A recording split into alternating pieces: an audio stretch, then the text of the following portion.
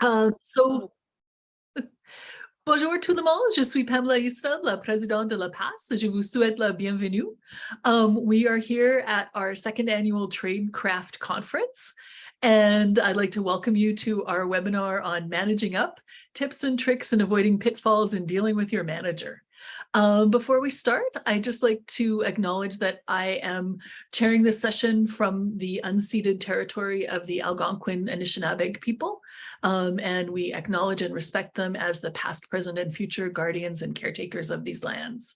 I'd also just like to remind everyone that that this session is being recorded. And so we will post it on our unlisted YouTube channel, so people can see it after. But you should just be aware when you're speaking that even though it's not going to show up on a Google search, we can't always control if someone shares the link with someone else. So just keep that in mind. Vous pouvez poser des questions et faire des commentaires dans la langue de votre choix. And with that, I think that's my housekeeping things. So I will just quickly introduce the panel. You know me, I'm the president of PAFSO. Then I have with me Lillian Thomsen, who is currently a member of AM Canada and our editor-in-chief of Bout de Papier. But many of you may remember Lillian from her time at GAC when I first met Lillian as Director General I'm aging myself, but Director of Media Relations, and then Director General of Communications at what was then DFAT-D. And she has served abroad as head of mission in different places. Is currently working also as an executive coach. So she brings a lot of experience from different sides of the management equation and can give us, I hope, some wisdom on all of this. Then I also have Lisa Rice-Madan, who is currently Deputy Inspector General, just started, I think, in the last month or so in this, what will no doubt be an interesting and exciting new job, and just came back from 4 years, I think, as head of mission in Lisbon. So she also has a lot of experience on different, looking at management from different angles. And our own Bertrand Myre, who is our general manager of PAFSO and a longtime labor relations officer with both PAFSO and before that with CAPE. And so Bert really has the pointy end of things. He sees things when they come to the point of grievances, when it starts to get formal, when, relationships really start to have problems. And he and I have talked often about how sometimes we see certain trends or patterns or certain things that tend to lead to problems. So this is an opportunity for Bert to share kind of from the broader level things that he sees. Before we get started, I just want to make clear that this is not the kind of forum where we're going to be able to deal with individual manager situations or cases. So please, this is not an opportunity to call anybody out on any particular behavior. We're going to be talking about general things. And also, I ask you, the chat is enabled, so you're welcome, to chat back and forth as you like, but please use the Q&A box at the bottom of your webinar screen for actual questions, just so that we can make sure that we capture them. You're also free, if you want, you can put up your hand, and when we get to the end, if you want to make a comment, but be aware that you will be recorded and your voice and your name will show up on the screen. So with that, if everyone is okay, I will turn over first to Lillian, then to Lisa, then to Bert, to each speak for a few minutes about their perspectives, and then we will open up the floor to questions. I'll also keep an eye, just in case there's anything that's a sort of hot pursuit that I think they would be best dealt with as it comes up, but in general we'll leave questions till the end. So thanks everybody, and Lillian, over to you. Thank you. Well, thank you very much, Pam. So when I was asked to participate in this panel, I have to say it did get me thinking about my career in the Foreign Service and with the department, and basically how I figured things out for myself, sometimes successfully, sometimes a little less so, but I'll speak to both. Anyway, just a quick and dirty summary. I spent a full 35 plus years with the Foreign Service and what's now Global Affairs Canada, including at least 3 years on the executive of PAFSO. So I have a close affiliation with the organization and had a good time, including during some contract negotiations. So when the contract came up for renewal, I did 5 postings abroad, 3 of which I adored, 1 of which was kind of okay, and 1 which was meh. 9 assignments at headquarters, 7 of which I liked, 2 of which, ironically, the 2 that I lobbied most intensely to get, I guess I would charitably say, a bad fit for.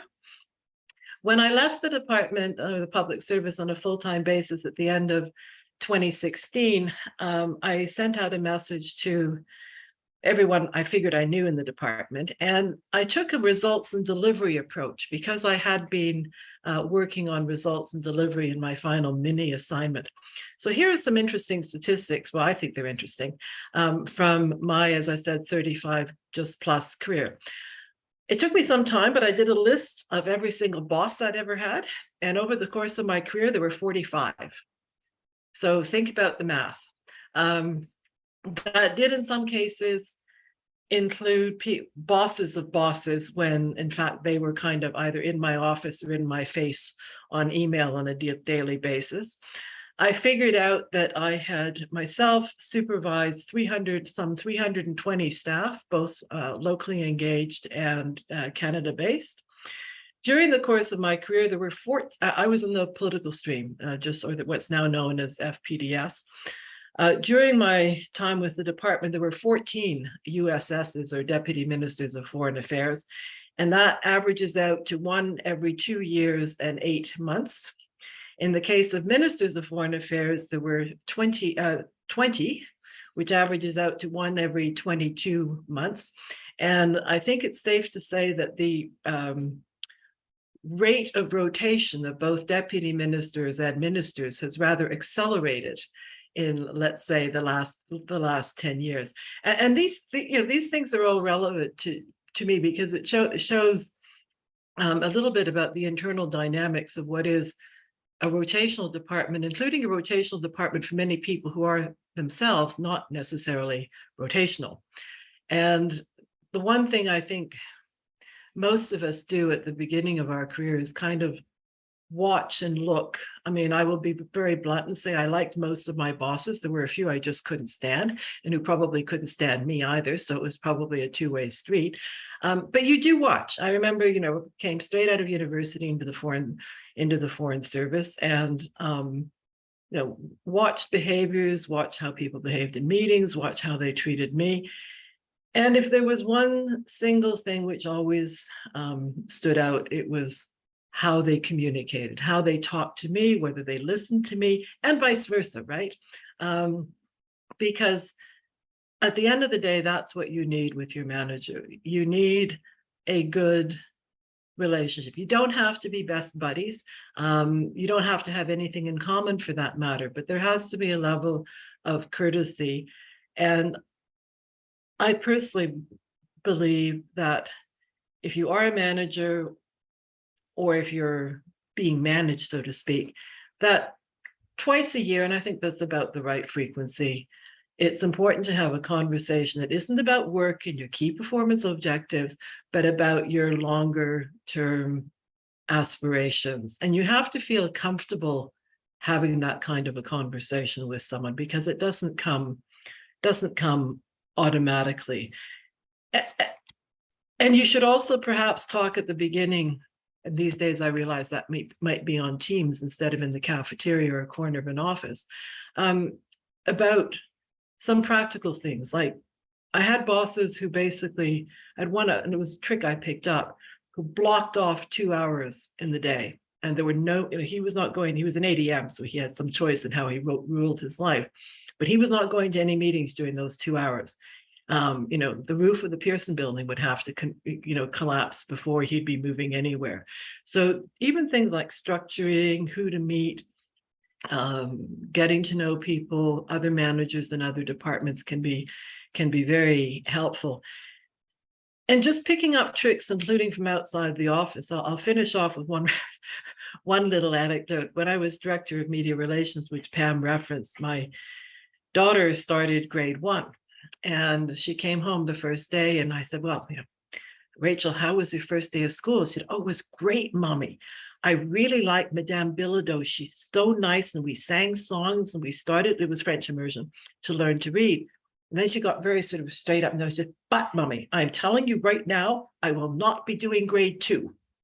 And I said, oh, and why might that be? Well, I saw the grade 2 teacher in the yard today, and she yells and she screams, and she's really, really bossy. I don't like her. Now, comme vous savez, la loi au Québec and also in Ontario under the Education Act, opting out at the grade 2 level is not an option. And as you'll not be surprised to learn, Mademoiselle Beach turned out to be her absolutely favorite teacher. And one day I kind of figured out why, because I was vice president of the school council, so I was free to come into the school. And I was in for some sort of meeting, and the kids were all getting out of class. And except there was a great deal of quiet outside Mademoiselle Beach's room. And she was standing outside holding the door. And as each child came out, she shook their hand and made a comment like, you had a good day today, or I think you might want to do a little bit of math tonight with Mommy and Daddy. And I looked at her and thought, that's incredible. So I actually took that behavior into the office. And every time before I left for the day, I'd walk around. Some people would still be there. Some would have gone home. And I'd just have like a 30-second, hi, how's it been for you? So I learned that from my daughter's grade 2 teacher, which goes to show you can pick up things anywhere and pretty much everywhere. So I'll leave it at that. And happy to, je suis prête à prendre vos questions à la fin. Thanks, Lillian. Maybe I'll turn the mic over to virtual mic over to Lisa. Well, thanks very much, Pam. And I must confess, I didn't come as well prepared as Lillian with statistics. But this is a subject that I am really passionate about. So I'm just going to launch right in. I think we've all heard that sometimes it's not the job that you do, but it's the people you work with that actually make your experience positive or negative, right? And sometimes you can choose who you work with. Lillian referenced working, with some people she really liked. Fortunately, we've all been there. We've all been on the other side of the coin too. But what I was hoping to do today was maybe just outline a few approaches that I've sort of followed over the last 27 years that I've been managing teams, that hopefully will result in you having a more positive experience with your manager and with your teams, because I anticipate that some of you listening today are actually managers as well. So when it comes to managing up, I kind of group things into 3 different principles. One that Lillian has mentioned, communicate. 2, deliver, and 3, Lillian referenced this as well, is build a constructive relationship. So if we just dive a bit into those.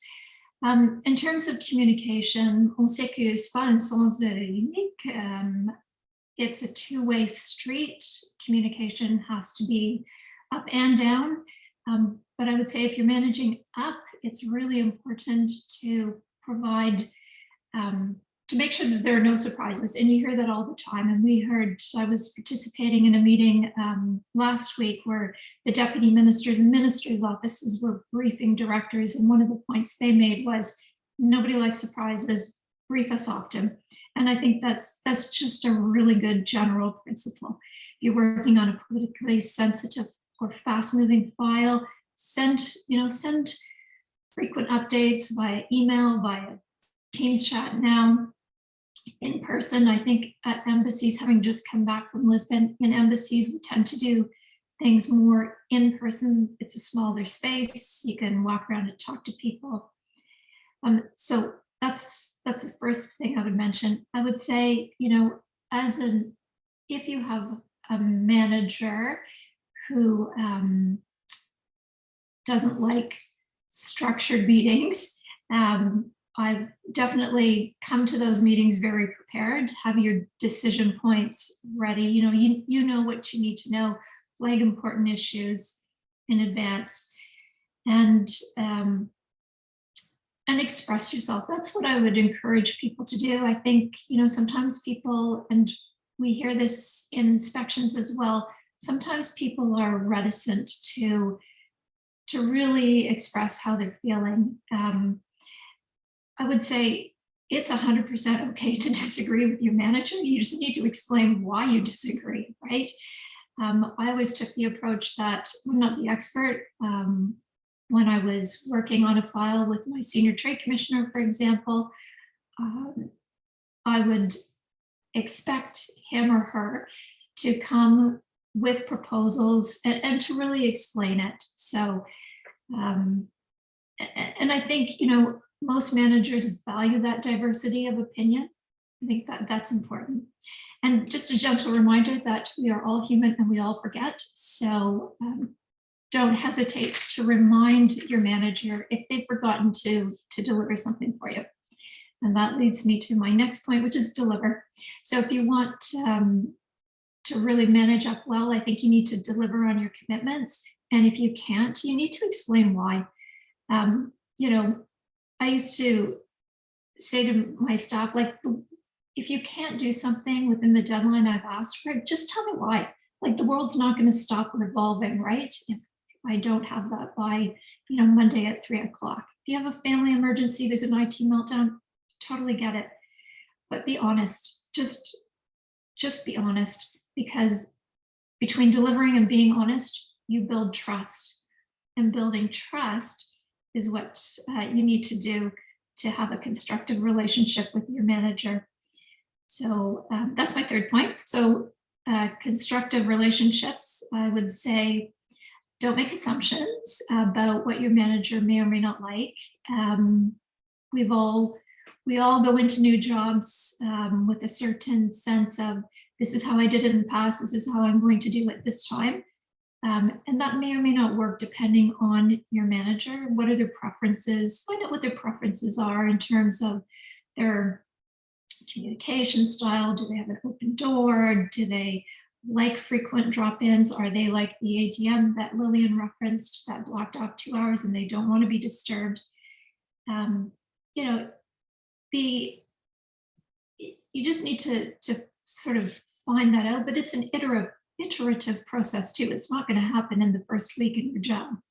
But I also want to emphasize that in my view, it should not just be your manager's preferences, right? It's a compromise. Like, you get to say what your preferences are too, and hopefully you can find some middle ground.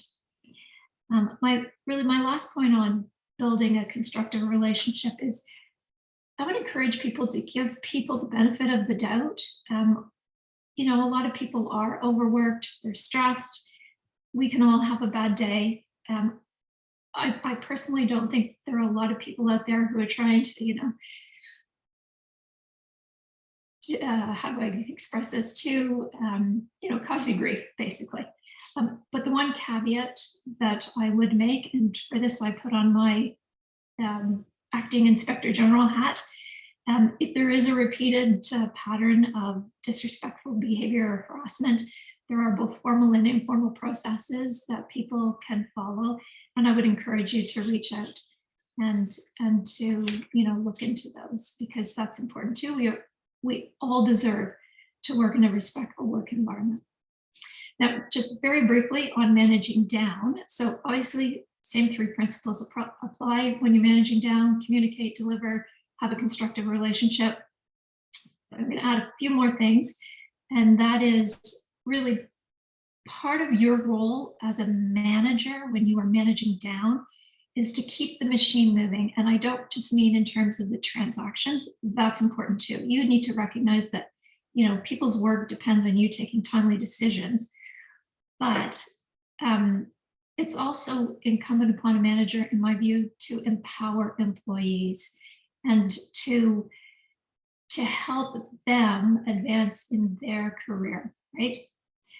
The other thing I would say is really be empathetic be respectful, really lead by example. And this is something, again, we see in the inspections of missions.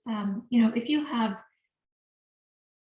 if you work for the past, 50 hours of overtime over the last 2 weeks, and you go to your boss and say, look, I really need to leave an hour early to attend to this.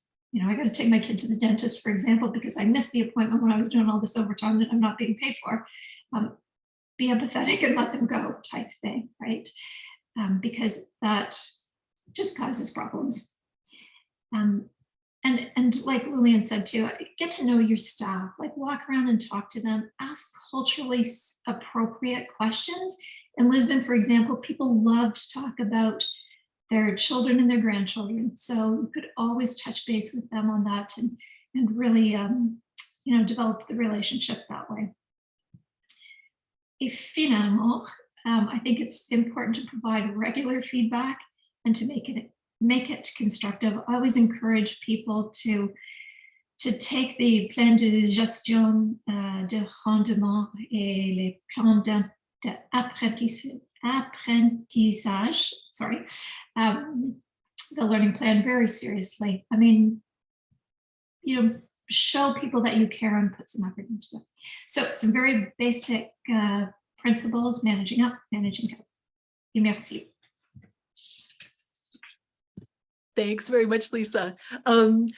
I will now turn over the virtual mic to Bert. Bert, please go ahead. Thank you, And Pam. I'm just reminding people you can type in questions as we go if you want, and we'll keep track of them and start answering them at the end. Sorry, Bert, go ahead. No, thank you, Pam. Honestly, on this issue, I could speak for hours and hours and hours, but I will limit myself to roughly about 5 or 10 minutes just to provide the essential points. Before I start with my presentation, there's a few things that I need to kind of be upfront about. I am not a GAC or IRCC employee, and I'm not a Foreign Service officer, so I don't pretend to be able, or at least to have some answers pertaining to the specifics of your career and the profession in itself. I guess I was invited as a panelist just to briefly talk about my experience, which is mostly dealing with labor relation issues. As Pam mentioned at the start, I've recently been appointed as the general manager of PAFSO. But although I look really, really young, I don't know if you can see me, I'm not as young as I look. I've been a labor relation expert now for the last 30 years, and mostly on the union side, for which I was employed in the past, started my union career over at the Professional Institute, PIPS, went on to the Canadian Association of Professional Employees, also known as CAPE, for roughly 19 years. And it's been 3.5 years now that I've been with PAFSO. Now, the interesting thing is throughout my career, I had the privilege, I think anyway, to had dealings with almost all departments or agencies in the federal public service. What's funny is that the only department that I did not have any dealings with is the department that is currently, named GAC, right? It switched so many times names that it's kind of difficult to keep track sometimes. But GAC was the only department for which I had no dealings with in the past, right? So when I started over at PAFSO, obviously I got initiated quite quickly with the way GAC does business. Now, for those of you, and I kind of can see the names of the attendees, I know some of the names, they're quite familiar. Most of you may know that when you reach out to your union representative, it's never a good sign, right? I mean, I've been doing this for 30 years and I've rarely seen instances where people call me to say, hey, Bert, look, I'm having a wonderful time here. My boss is terrific. I'm enjoying my colleagues. That never happens, right? So, basically, when you reach out to your union representative, it's because things are not going quite well, right? So, I've been dealing with conflict now for the last 30 years. And, you know, sooner or later, it is expected that an employee or a manager, like Lisa pointed out, it goes both sense, right? On both sides, it is expected that you will have to have a difficult conversation with either your manager or your employee. That's part of reality. And I'm the first one to say that conflict in the workplace is not necessarily negative, right? It allows people to evolve. Most of your terms and conditions of employments, in fact, arises from conflict situations. So conflict in itself is not bad. It's a necessary thing for both the employee and also the organization as a whole. So I'm not here to kind of say you should never put yourself in a conflict situation, or you should always try to have difficult conversation either with your manager or with your employees, right? Some of the issues that are a little bit more, I would say, subject to difficult conversation is around three main areas. At least that's the trend that we're getting at PAFSO from a labor relation perspective. The first sensitive issue is when we're dealing with performance. That's a big issue. Obviously, it's not always fun to get negative comments from your manager when you're going through a performance management process. And equally, it's not fun for a manager to provide negative comments to an employee, right? So that's an area that is automatically sensitive when it comes to, open and honest and transparent communication between the parties.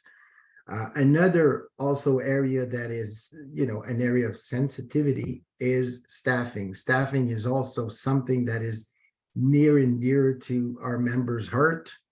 As you all know, if being successful in a competition is the only way an FS can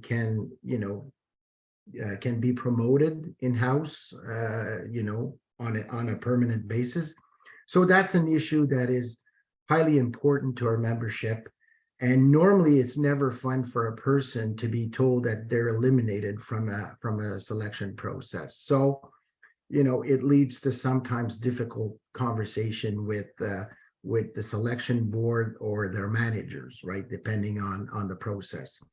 And the third area is discipline. Obviously, discipline is not something that is fun. It's not fun. I can tell you it's not fun for a manager to have to discipline an employee. And I see Lillian kind of smiling here. It's not fun also for an employee to be disciplined. This is an area where sometimes there's tension and could potentially lead to a conflict situation. So all this to say, I have kind of gathered a few tips or a few advice that I always provide to our members whenever they reach out to us to kind of get some guidance or some advice on how to approach a discussion that might be difficult, okay? My first tip is to never initiate a difficult conversation when you're not mentally prepared for it. Avoid being too emotional. You have to kind of set aside the emotional part of your brain and really focus on the rational part of your brain. Avoid any comments or any evidence that is hearsay, right? And avoid as much as possible adding other people to your situation, right? So those are, I think, the key elements that I would suggest upon getting into, a conversation with either your manager or your employee. right? You have to kind of remove yourself from all the emotional aspect. Now, if you, unfortunately, I'll go to French now. Si vous avez une mauvaise nouvelle et que vous êtes émotionnellement chargé, je pense que c'est important qu'on puisse prendre le temps nécessaire de laisser la poussière tomber, comme on dit, let the dust settle, right? Prendre votre temps, bien préparer la discussion que vous allez avoir avec votre gestionnaire ou votre employé, dépendamment des circonstances, et essayer d'éviter là, de répondre ou de prendre action sur le coup de l'émotion. Okay? Tenez-vous là strictement aux faits et laissez les émotions de côté. Ça, c'est mon premier conseil. Second advice, entamez toujours une discussion dans un esprit ouvert. Ce qui veut dire, de prime abord, toujours écouter attentivement ce que l'autre a à dire. Essayez de comprendre la perception ou les perspectives de l'autre partie. Soyez prêt à prendre une pause ou laisser tomber la discussion si vous voyez que ça ne va pas dans la direction où est-ce que vous voulez aller. Et soyez prêt à accepter qu'il y aura possiblement pas d'entente au niveau de votre discussion. We say in English, we can agree to disagree. And sometimes that's okay. If you cannot reach some sort of point of understanding, it's all right sometimes to just say, okay, we'll agree to disagree, and you just simply let it go, okay? My third advice is to avoid the right-based approach. It's important when you start, a difficult conversation with either your manager or your employee to kind of not always bring forward your rights or what you think you're entitled to, right? Speak about your interest instead of your rights. What are your interests, right? Instead of saying, I have the right for, this leave entitlement, speak about your interest instead of the right. Because when you approach a difficult conversation, using the right-based approach, it always put the other party on a defensive mode. And you don't want that. You don't want the other party to be defensive. You want an open, honest dialogue, like Lisa mentioned. And I think that's a key element to the way you approach a difficult conversation. My fourth advice is to keep your options open. Never put yourself in a box situation, right? Always be mindful of different options, different solutions, right? Except that you may at the end have to accept some mitigating factors or some compromise, right? That what you intended initially may not happen. So never start a difficult conversation with the mindset of what the outcome will be, because you might be surprised in that the outcome may never be reached. So when you already set your mind into the outcome, right? Obviously that kind of, it doesn't really open up to some discussion, some flow of exchange of ideas, and some potential mitigating or kind of middle ground to what the achieved goal is. Et finalement, toujours respecter les règles de civilité, évidemment, même si c'est des discussions qui sont difficiles à avoir. Il est normal dans une conversation, dans une discussion difficile, d'avoir des divergences d'opinion. C'est tout à fait normal, surtout dans le milieu de travail. Et je crois, comme j'ai mentionné au début, que c'est nécessaire des fois d'avoir des divergences d'opinion. C'est ce qui nous permet, ou c'est ce qui permet à l'organisation d'évoluer. C'est ce qui permet aux employés également d'évoluer. Mais évidemment, la politesse, le tact, la courtoisie et le respect, c'est toujours des règles de base dans n'importe quelle discussion qu'on a, soit avec notre gestionnaire et également le gestionnaire envers l'employé. Le ton et le contenu de votre message doit également être bien dosé, c'est sûr et certain, et tenter d'apporter des éléments positifs, malgré que des fois les discussions peuvent être difficiles. C'est toujours important de au moins essayer d'amener des éléments positifs. Et là, je fais référence surtout au niveau de la gestion de la performance. Ce n'est pas facile de dire à un employé, par exemple, qu'il a des faiblesses à certains niveaux, mais je suis certain que comme gestionnaire, vous pouvez trouver des points positifs à l'employé et vice-versa. An employee who is not happy with a manager's decision, I'm sure they can find one positive element about the manager that would kind of redirect the conversation a little bit. Now, my final observation, right? I'm not a GAC employee, so my view is totally from the outside here. Okay. There are things that I've discovered in my dealings with GAC that is certainly interesting from a labor relation standpoint anyway, right? And I would suspect, and I'm just assuming here, that most FSs out there are either working at GAC or IRCC. There's no other FSs anywhere else in the federal government. So those are the two main departments, right? I mean, the way the system works at GAC, the way the staffing regime is, right, is certainly interesting in itself. It's completely different from other organization, particularly for the rotational employees, right?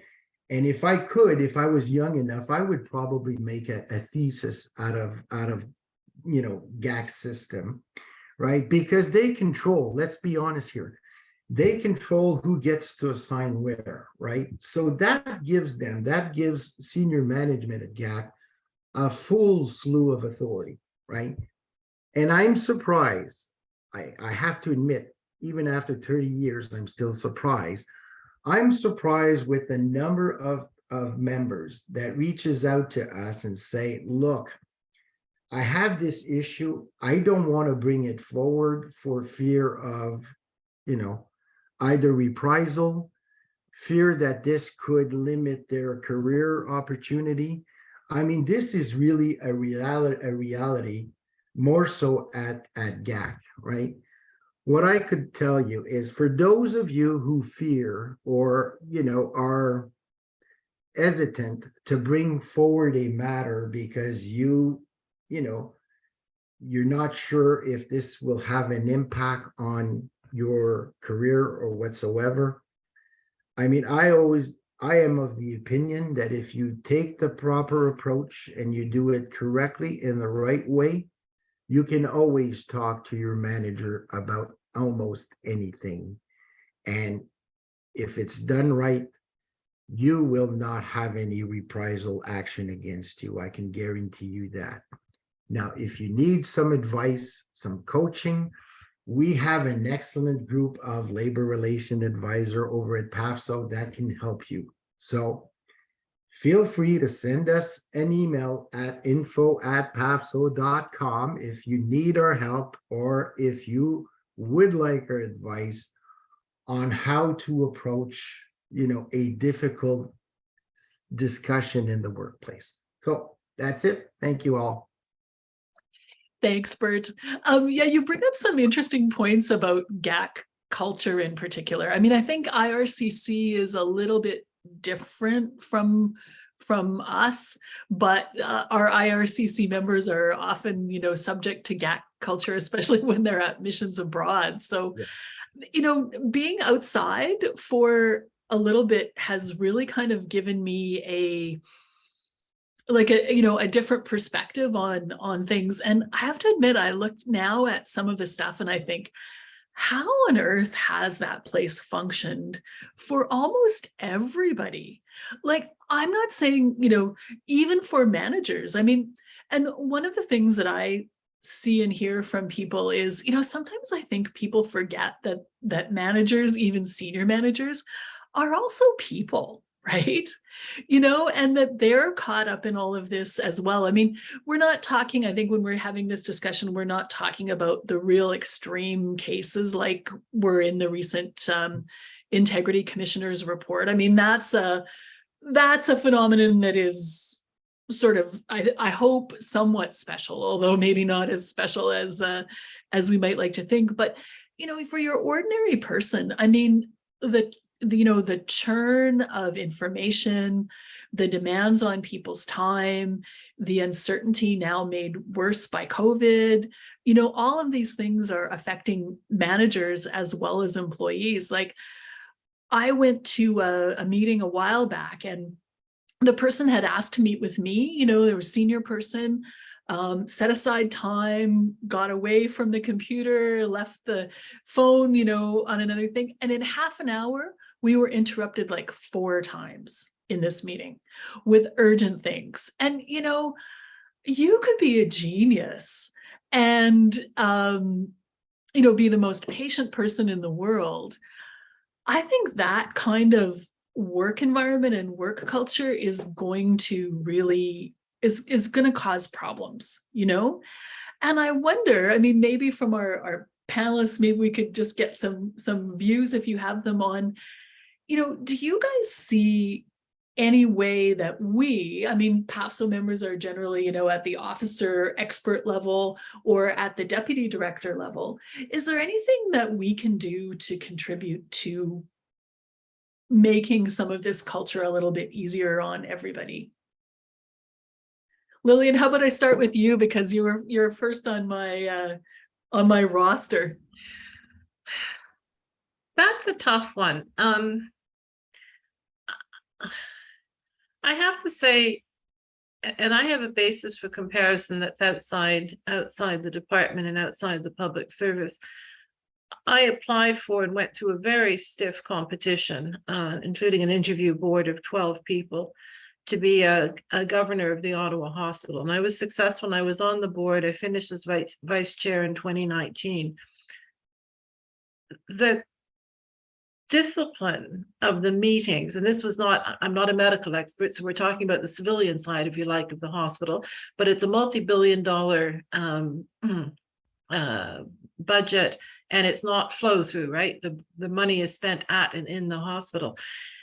And the discipline of meetings, the respect for the use of people's time was so far ahead of what I'd seen throughout my career at Global Affairs that it was kind of mind-blowing. You had very senior people who were also managing to take piano lessons, but they were still putting in probably 10, they're probably putting in, at least, well, on average 10-hour days.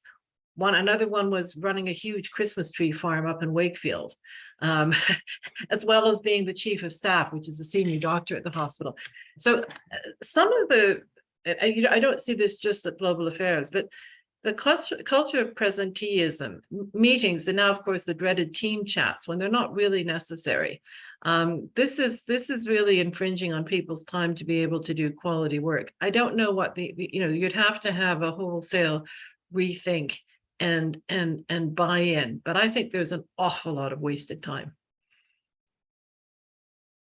I agree. I think, and the whole concept of respect for people's time. I mean, I'm not blaming any of the people who were interrupting our meeting, because they were told by somebody that, higher up the food chain, that this had to be done now. And that person had probably been told by their person.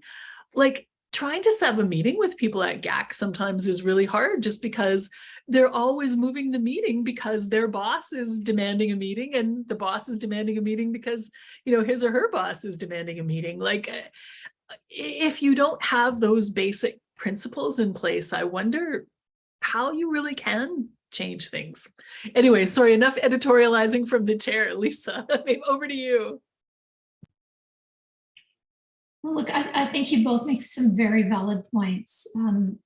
Having come back recently from Post, I would draw a distinction between the work culture there versus headquarters. I think in my experience in Portugal, for example, it was fairly consistent with past practices, a lot, some in-person meetings, good sharing of information, that sort of thing.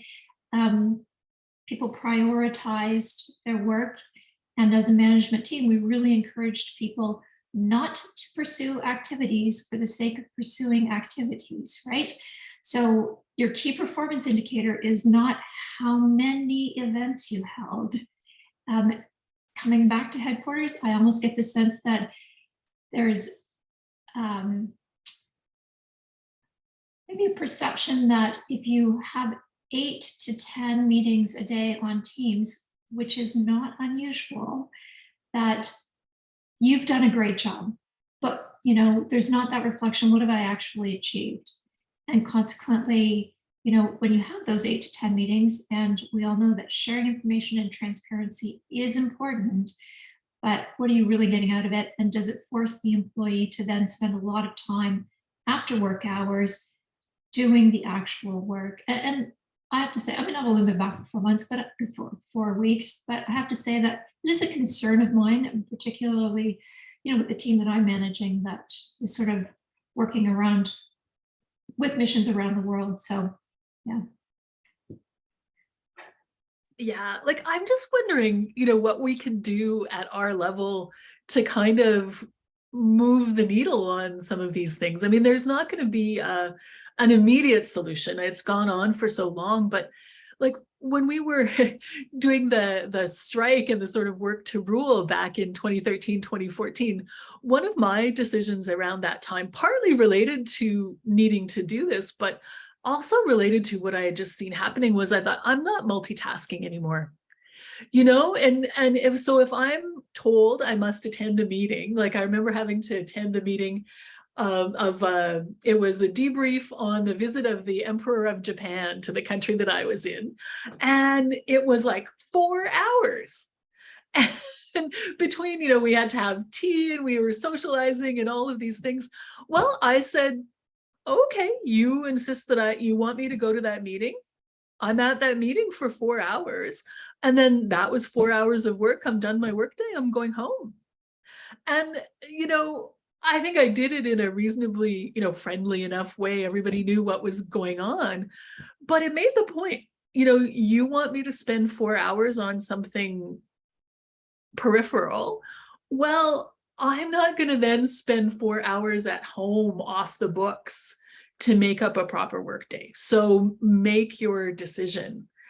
And I'm wondering if, we can encourage people to kind of look at things a little bit that way. I mean, obviously within reason, right? If there's a crisis or something last minute, you do want to have that flexibility, and there needs to be give and take, both from, the management side and the employee side. But sometimes I wonder if we kind of make a rod for our own backs, by being too, by not respecting our own work sometimes, I see Bert nodding vigorously, so I will again stop with the editorializing.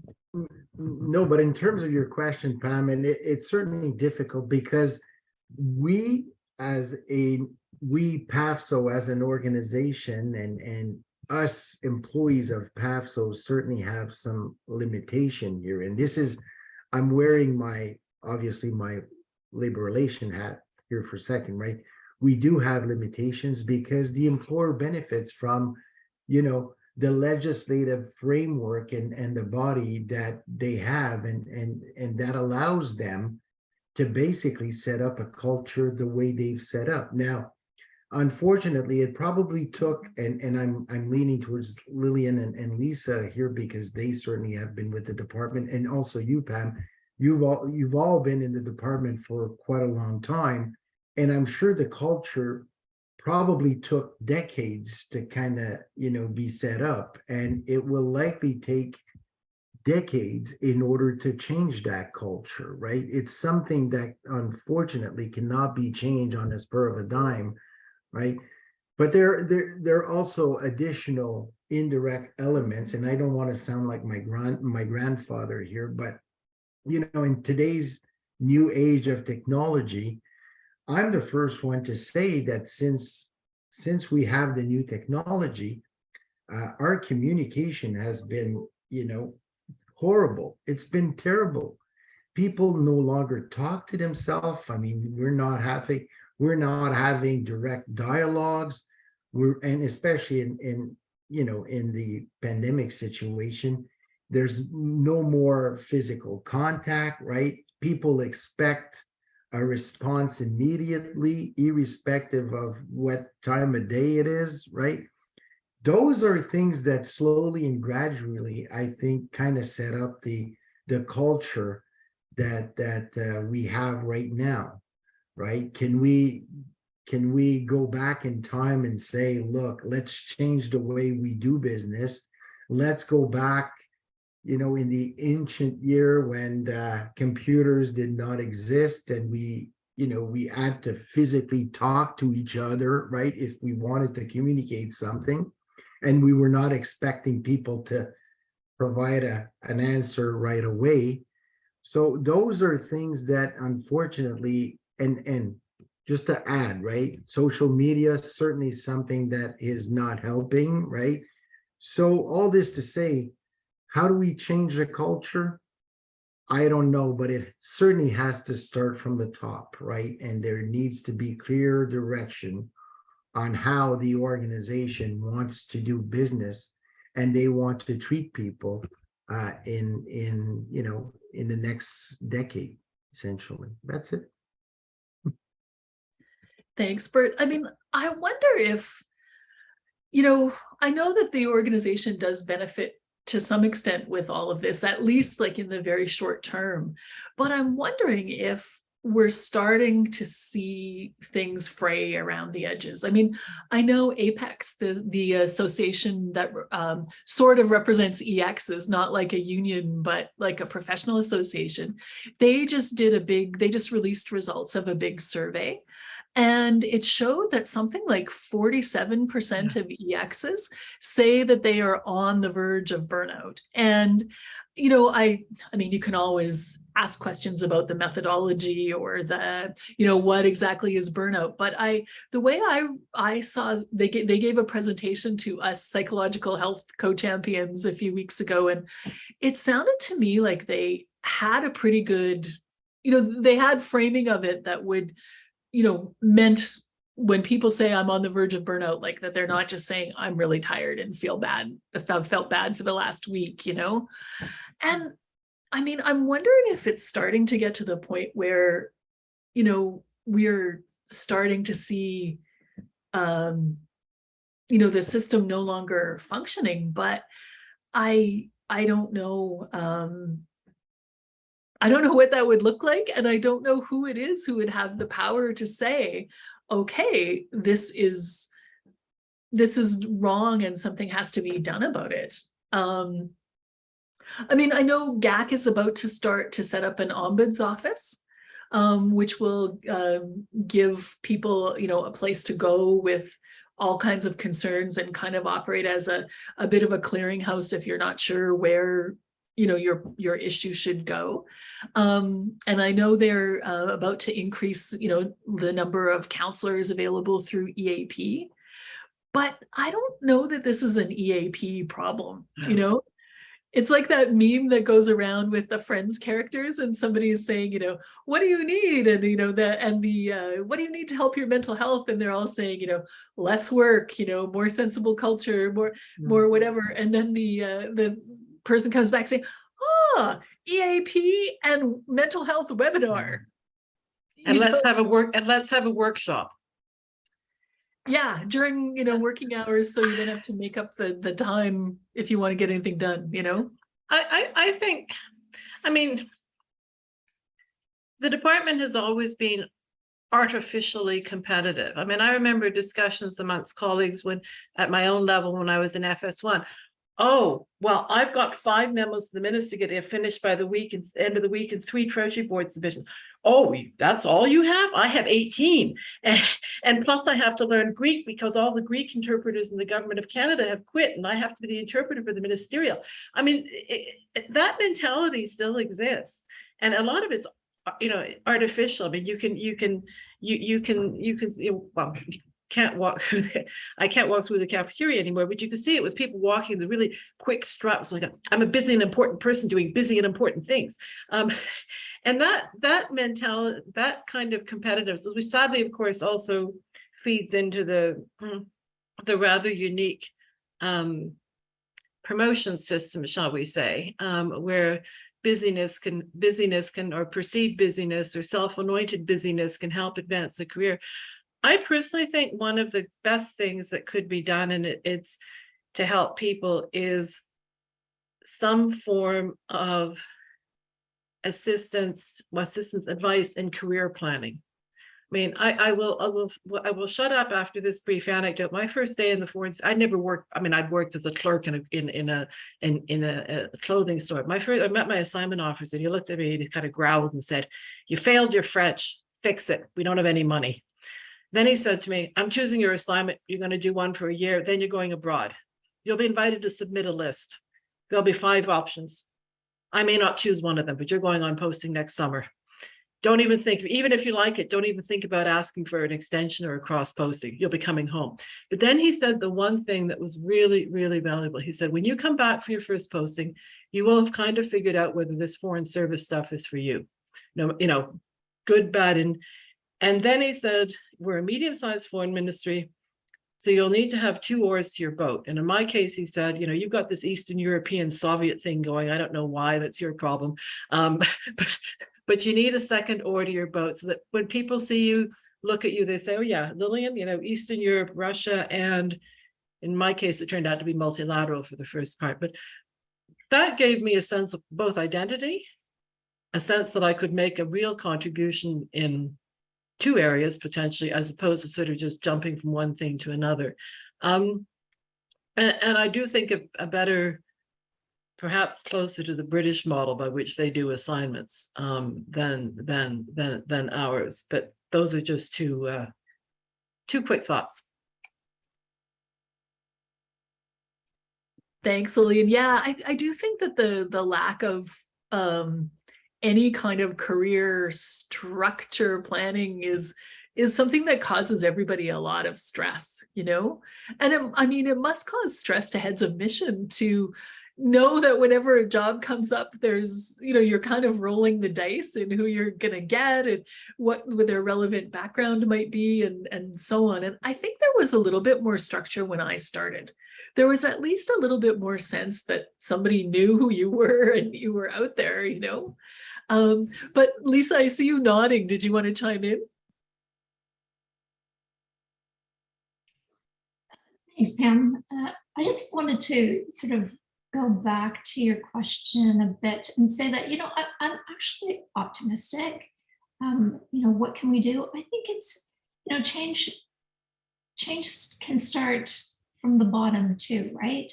And I think, every manager has the opportunity, and frankly, I think the moral responsibility, but that's my personal opinion, to try and make things better for their staff, right? So work with them on prioritizing, really discussing what matters. And, just to go back to our earlier discussion about that need for conversation, right? So I think that, in that respect, this panel that you've convened is really timely, because I do think we need to be thinking more about how we can make it better for the individual.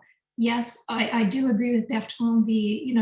Changing the corporate culture does take time. It does happen. When I joined the department in 1992, I actually joined as a non-rotational. And I was not even eligible to participate in a promotional process until 2005. Like, one female, you cannot be considered. So, things have changed over the years. They change slowly though, but individuals can make a difference. Yeah. I noted that comment from Bert as well, and I kind of think we need to approach it from both sides. I think we need to press the people who have the power officially in the hierarchy to take that responsibility, but also we can, from the bottom up, create an environment where they see the need. And I think that, I mean, I don't want to make myself sound so old, but the younger generation, Gen Z, and they have a different attitude toward authority and towards, work and professionalism and some of the things that we have kind of taken as truisms. And I think they're changing things.